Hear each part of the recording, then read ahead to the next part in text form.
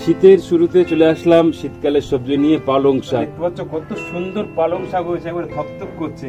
এগুলো কিন্তু খুব বেশি দিন হয়নি, মানে ধরে নাও ম্যাক্সিমাম হয়তো 1 মাস হয়েছে আর কি। যাই হোক, তোমরা কিন্তু এখনো ট্রাই করতে পারো, সবে শীতের শুরু আর কি। এখনো বুনলে মোটামুটি 1 মাসের মধ্যে তোমরা পালং শাক খেতে পারবে, এবং খুব সহজ, মানে খুব একটা কঠিন ব্যাপার নয় আর কি। অন্যান্য শাকসবজি বানানো একটু কঠিন ব্যাপার, কিন্তু পালং বলো, ধনে বলো, সর্ষে বলো, এগুলো ছড়ালেই হয়ে যায়। পুরো গাছটা কিন্তু কাটবো না, ডালটুকু কাটবো, আবার এখান থেকে গোড়া থেকে আবার হবে। তো দেখতে পাচ্ছ তোমাদের সামনে আজকে কাটছি, আজকে পালং শাক খাবো। এগুলো কিন্তু থেকে আরো বড় হবে আর কি, আমি পুরোটা কাটবো না আর কি। পালং বীজ বুনে পালং খেতে খুব বেশি হলে 1 মাস সময় লাগে আর কি।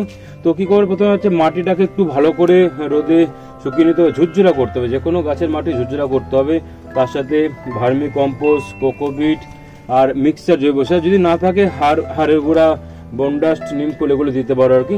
দিয়ে এবার বীজটাকে আগের দিন ভিজিয়ে রাখলে পরের দিন দানাটাকে ছড়িয়ে দিতে হবে, এবং ওপরে একটা হালকা পাতলা মাটির আস্তরণ দিতে হবে, যাতে হিটে তাড়াতাড়ি বীজটা অঙ্কুর বের হয় আর কি। তারপরে তোমরা কিন্তু জল ছিটিয়ে যাবে আর কি, প্রত্যেক দিনই হাতে করে জল ছিটিয়ে যাবে আর কি।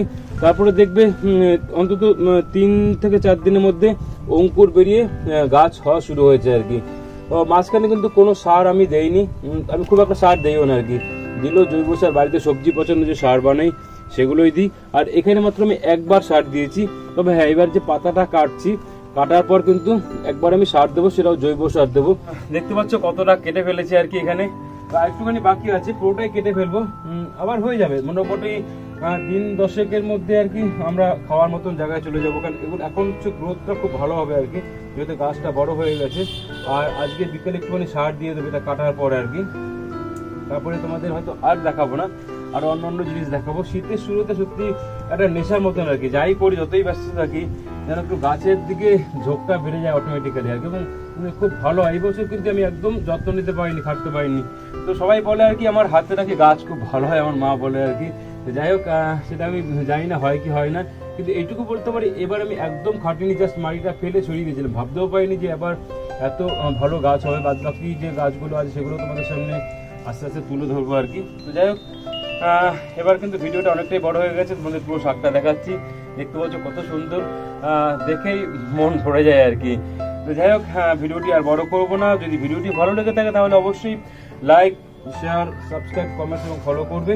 আর তোমাদের যদি গাছ সংক্রান্ত কোনো প্রশ্ন থাকে, এমনিতে আমি খুব বেশি জানি না, আমি মনে করি আর কি আমি গাছটা সত্যি আবেগ দিয়ে করি, ভালোবাসি, নেশা একটা। তো আমার মতন করে আমি গাছটা করি। গাছ অ্যাকচুয়ালি এক একজন এক এক রকম থিওরিতে গাছ বনে আর কি, কারোর সাথে কারোর ম্যাচ করে না আর কি। কেউ অল্প খাটনিতে হয়, কেউ বেশি খাটনিতে হয়। আমি কিন্তু একদম খাটতে পারি না, অনেকে হয়তো ভাবে গাছের পিছনে প্রচুর সময় দিই, না একদমই নয়। যাই হোক, যদি তোমাদের কোনো প্রশ্ন থাকে আর কি গাছ সংক্রান্ত, চেষ্টা করো তার উত্তর দেওয়ার। আজকের মতন বিদায় নিচ্ছি আমার ছাদ বাগান থেকে। সবাই খুব ভালো থেকো। থ্যাংক ইউ সো মাচ বন্ধুরা ভিডিওটি দেখার জন্য।